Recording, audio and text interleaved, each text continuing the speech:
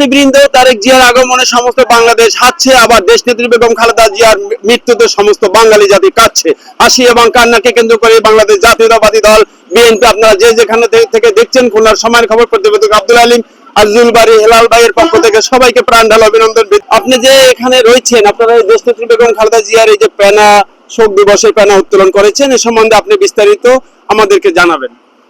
যে আপনারা সবাই জানেন জোরে বলবেন যে আমাদের দেশ নেত্রী বেগম খালেদা জিয়া তিনি গতকালকে ইন্তেকাল করেছেন। তো তার প্রতি শোক ও সমবেদনার জন্য আমাদের খুলনা আসন ধানসিঁড়ি কান্ডারি আজিজুল বাড়ি হেলাল ভাই তার পক্ষ থেকে এখানে পেনা টাকানো হয়েছে।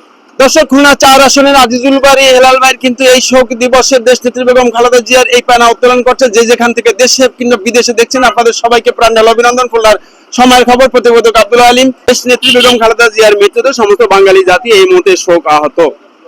আজিজুল বাড়ি হেলাল ভাই খুলনা 4 আসনে ধানের মনোনীত প্রার্থী।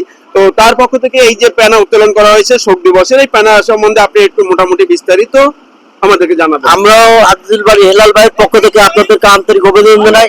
সাথে সাথে বেগম জিয়া তাকে আল্লাহর রাস্তায় বেহেশত নসিব করে তার জন্য আপনারা দোয়া করবেন।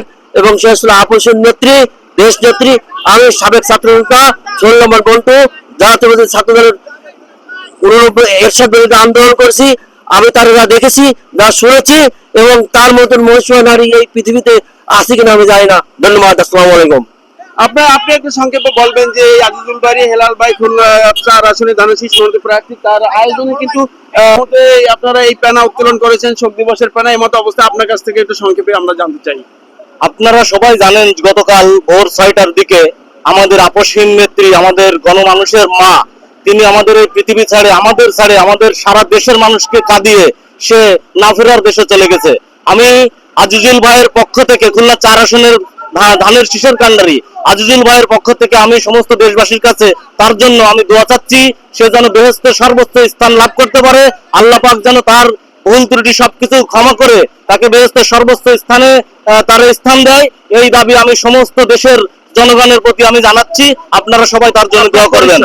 আমি গোবিন্দ মন্ডল, আমি জাবুসা 3 নং ওয়ার্ডের স্বেচ্ছাসেবক দলের সাধারণ সম্পাদক এবং পূজা উদযাপন ফান্ডের রূপসা থানার সাংগঠনিক সম্পাদক। শুনাই নিচ্ছি। আল্লাহ হাফেজ।